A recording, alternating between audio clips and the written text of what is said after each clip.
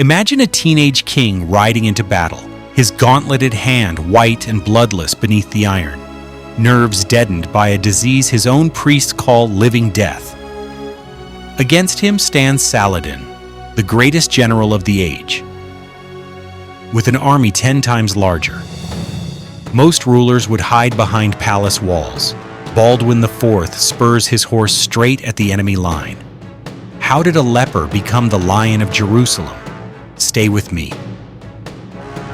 Baldwin was born in 1161, heir to the Crusader Kingdom of Jerusalem.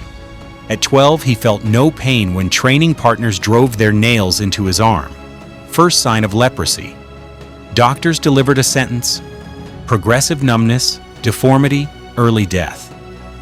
Medieval custom exiled lepers to fog-shrouded colonies, but Baldwin's tutor, the wise William of Tyre, saw iron in the boy's soul.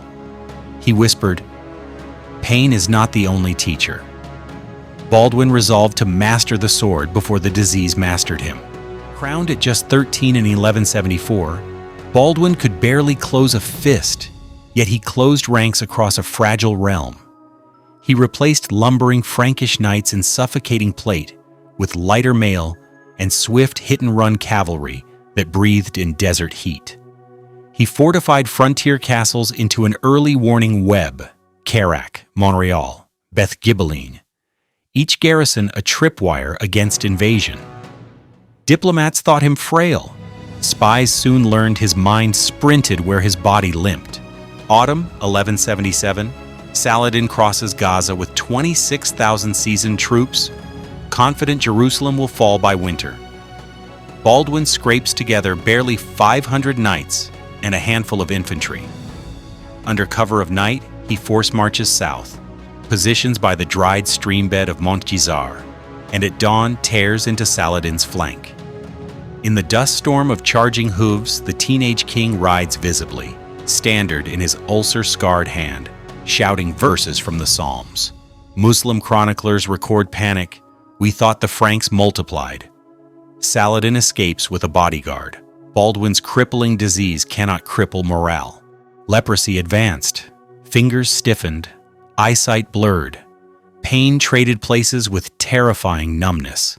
Yet year after year, Baldwin returned to the field. When Saladin besieged the castle of Carac in 1183, the king, feverish and nearly blind, had himself tied to a litter mounted between 2 horses so he could direct troop movements in person. Saladin withdrew, again.